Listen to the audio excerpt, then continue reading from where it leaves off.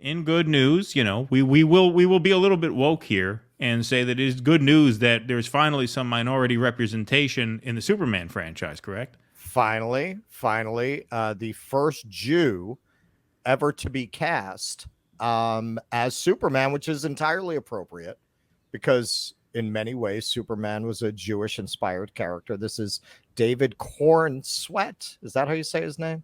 David Corenswet? I don't know. Heard of that. Hang on a second. David Corenswet. He is the first Jew cast as Superman, but Superman's creators very much were using him as an allegory for their own experience. They were Jewish immigrants from Lithuania and the Netherlands, actually. Kal-El, his name was Jewish inspired. So over the years, there was a lot of advocacy to maybe introduce a little more Jewishness into Superman, but it never quite worked out. They never moved away until now from the Goyish kind of a Superman, but they did in 1978 originally try to make Lois Lane Jewish. They screened it for audiences and they just laughed at it and that they just weren't ready for it.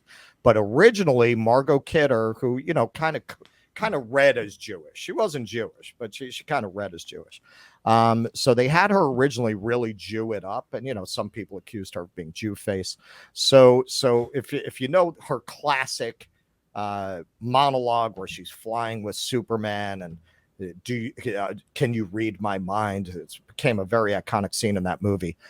We do have a clip of the original Jewish inflected performance that she did in that scene.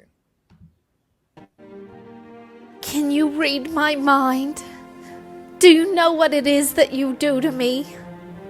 I've only been with Jewish boys, but how can I resist such a handsome goy? Here I am, flying through the skies. I wonder if you're circumcised. Will you look at me, quivering like a deer? Who knew it would be so drafty up here? Can you read my mind? You make me sugar with that perfect behind. Do you want to go to Ratner's for some dessert? I wonder if people from Krypton are allowed to convert. Oh, don't let me fall. I knew I should have brought my shawl. Some coffee and cake would really hit the spot. Wait till I tell my sister, she's gonna plot. There we go. So I like it better that way. But I think people just weren't. It was too, people were just too anti-Semitic for that. Well, you can't. Yeah, that's not as mass marketable. That's not as mass. But that's another thing. It's like Lenny Bruce said: if you're from New York, you're Jewish. If you aren't, you're not. The rest of the country just didn't get it. It's funny. What made me laugh about the David Corenswet is, a lot of our people have the wherewithal to, when they make it, they adopt a stage name. Right. If they have one of the really Jewy names, Corenswet, you're going to play Superman. Your last name is Corenswet. that guy must have had something else. He must have had a really miserable high school career. Right. With that name, Corenswet. Yeah, that is something. Fun fact, by the way, Russell. Well, here you should say this. Who did the voice for that little bit?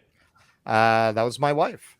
That was my wife, Liat Brule, doing. She's actually Australian, but she does a good New York Jew.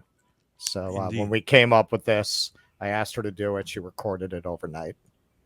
Well done, Liat. Big round of applause for Liat. Please clap.